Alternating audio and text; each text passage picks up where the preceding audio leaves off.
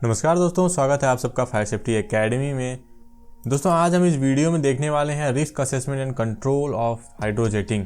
पिछली वीडियो में हमने हाइड्रोजेटिंग सेफ्टी के बारे में देखा था। उसमें देखा था हाइड्रोजेटिंग किस तरीके से किया जाता है, कौन कौन से टूल्स का इस्तेमाल किया जाता है, इक्विपमेंट्स कौन कौन से होते हैं, क्या क्या हैजर्ड्स हो सकता है उनमें और उनके लिए क्या क्या सेफ्टी प्रिकॉशंस लेने होते हैं।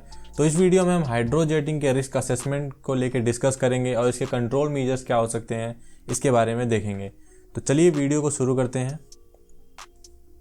किसी भी तरीके की हाई प्रेशर एक्टिविटी परफॉर्म करने के लिए, हाइड्रोब्लास्टिंग करने के लिए, हाइड्रोजेटिंग करने के लिए या हाई प्रेशर वॉशिंग ऑपरेशन अगर आप कर रहे हैं तो उसके लिए जरूरी है कि आपके पास रिटेन में सेफ वर्क प्रोसीजर होना चाहिए। किसी भी इफेक्टिव सेफ वर्क प्रोसीजर का जो मेन फाउंडेशन होता है, जो मेन बेसिक होता है, वो रिस्क असेसमेंट होता है या फिर जॉब सेफ्टी एनालिसिस होता है।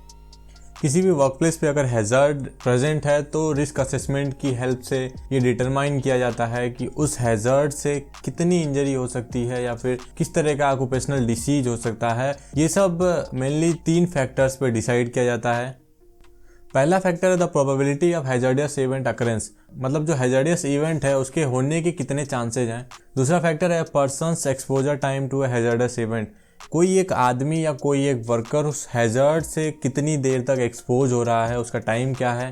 The consequences of the hazardous events occurrence, अगर वो हैज़ार्डियस इवेंट होता है तो उसके कॉन्सिक्वेंसेस क्या क्या हो सकते हैं, उसके परिणाम क्या क्या हो सकते हैं।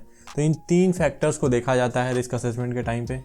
रिस्क असेसमेंट के बाद जब हम रिस्क फैक्टर्स को आइडेंटिफाई कर लेते हैं तो उनसे निपटने के लिए इफेक्टिव कंट्रोल मेजर्स इंप्लीमेंट किए जाते हैं ताकि जो हमारे वर्कर्स हैं, जो कर्मचारी हैं, उन्हें प्रोटेक्ट किया जा सके। हायरार्की ऑफ कंट्रोल के बारे में आप जानते ही होंगे, तो उसी मेथड पे हम आगे देखेंगे कि किस तरीके से वर्कर्स के एक्सपोजर को, जो हैज़र्ड से होने वाला एक्सपोजर है वर्कर का, उसे कम किया जा सकता है, उसे एलिमिनेट किया जा सकता है। हायरार्की ऑफ कंट्रोल, तो लेफ्ट साइड में हम देखेंगे हायरार्की ऑफ हैज़र्ड कंट्रोल, क्या स्टेप हम लेने वाले हैं हैज़र्ड कंट्रोल के लिए, और जो राइट साइड में हम देखेंगे वो होगा examples. Hierarchy of hazard control में जो सबसे पहला स्टेप हम देखेंगे वो मोस्ट इफेक्टिव होगा, और जैसे जैसे नीचे जाएंगे वो लीस्ट इफेक्टिव होगा, यानी कि सबसे कम इफेक्टिव वो सबसे नीचे होगा और सबसे ज़्यादा इफेक्टिव जो होगा वो सबसे ऊपर में होगा। तो सबसे पहला होगा एलिमिनेशन और सब्स्टिट्यूशन। हायरार्की ऑफ कंट्रोल में एलिमिनेशन फर्स्ट स्टेप पे आता है एंड सब्स्टिट्यूशन सेकंड स्टेप पे आता है, लेकिन यहाँ पे हमने एक साथ लिया हुआ है। एलिमिनेशन और सब्स्टिट्यूशन के अगर कुछ एग्जांपल्स हम देखें तो eliminate the use of hand held equipments, तो अगर कोई ऐसा इक्विपमेंट है जिसे हाथ से पकड़ के ऑपरेट करना है या मैन पावर की ज़रूरत है उसे पकड़ने के लिए, तो उसे हम एलिमिनेट कर दें, उसे किसी एक स्ट्रक्चर पे फिक्स कर दें या फिर कुछ इस तरीके से डिजाइन कर दें ताकि वहां पे आदमी की ज़रूरत ना पड़े पकड़ने के लिए। इससे फ़ायदा क्या होगा, जो वर्कर होगा उसे हम डायरेक्टली वाटर जेट के कॉन्टैक्ट में आने से रोक सकते हैं। नेक्स्ट में जितने भी हमारे मैनुअल इक्विपमेंट्स हैं उनको हम सब्स्टिट्यूट करेंगे, यानी कि जो हमारे मैनुअल इक्विपमेंट्स हैं उनकी जगह पे हम मैकेनिकल इक्विपमेंट्स का यूज़ करेंगे।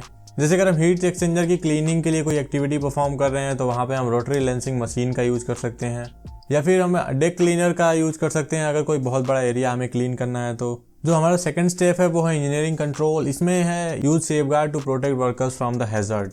वर्कर्स को हैज़र्ड से प्रोटेक्ट करने के लिए सेफ गार्ड का यूज़ किया जाता है, सेफ्टी डिवाइसेस का यूज़ किया जाता है। तो जैसे बैकआउट प्रिवेंटर्स होते हैं, अगर आप पाइपिंग क्लीनिंग कर रहे हैं तो वहाँ पे बैकआउट प्रिवेंटर्स का यूज़ किया जा सकता है ताकि जो आपका लेंस है वो बाहर ना निकले, अनकंट्रोल्ड ना हो। जहाँ पे हमें हाई फ्लो एप्लीकेशन करना है पानी का, वहाँ पे हम जेटिंग गन पोजिशनर का यूज़ कर सकते हैं, जिससे जो हमारा आदमी होगा उसे उस गन को पकड़ने की ज़रूरत नहीं पड़ेगी। जितने भी तरह के सेफ्टी डिवाइसेज हैं इन सब के बारे में मैंने पिछली वीडियो में बहुत ही ज़्यादा डिटेल में बताया हुआ है। वो वीडियो थोड़ी सी लंबी है, लेकिन अगर आप उस वीडियो को देखते हैं तो आपको जितने भी डाउट्स हैं आपके हाइड्रोजेटिंग से रिलेटेड वो सारे क्लियर हो जाएंगे। नेक्स्ट स्टेप हमारा administrative control. High pressure washing task के लिए हमेशा सेफ वर्क प्रोसीजर को फॉलो करना है। अगर आप पाइप क्लीनिंग एक्टिविटी परफॉर्म कर रहे हैं तो जो पाइप के अंदर का एरिया होता है 14 इंचेस तक जेटिंग गन का यूज़ करना चाहिए उसको क्लीन करने के लिए। उसके बाद आप फ्लेक्स लेंस का यूज़ कर सकते हैं और उस पर भी मार्किंग होनी चाहिए। जो फ्लेक्स लेंस का नोजल है वो वापस आते समय या फिर आप अंदर डाल रहे हैं उस टाइम पे आपको पता हो कि ये 24 इंच नोजल अभी बचा हुआ है अंदर, ताकि एक्सीडेंटली वो बाहर आने के, उसके निकल के चोट लगने के चांसेस ना हो। नेक्स्ट स्टेप जो हमारा पर्सनल प्रोटेक्टिव इक्विपमेंट यानी कि पीपी, तो पीपी जो हमारा है ये लीस्ट इफेक्टिव है, सबसे लास्ट में इसको रखा जाता है। जो भी हैज़र्ड्स हैं हाइड्रोजेटिंग से रिलेटेड उससे बचने के लिए आपको पीपी का इस्तेमाल करना है, हार्ड हेड का यूज़ करना है, फेस शील्ड पहनना है या फिर सेफ्टी ग्लासेस का यूज़ करना है। अगर ऊपर के कंट्रोल आप अप्लाई नहीं कर सकते हैं और आपको मैनुअली ही जो जेटिंग गन है उसको हैंडल करना है, तो आपको कट रेसिस्टेंट सूट पहनना होगा, ताकि जो वाटर जेट है इससे आपको किसी तरह के कट लगने के चांसेस ना हो, चोट लगने के चांसेस ना हो, पंचर होने के चांसेस ना हो। और इसके अलावा आपको रेस्पिरेटरी प्रोटेक्शन का यूज करना चाहिए।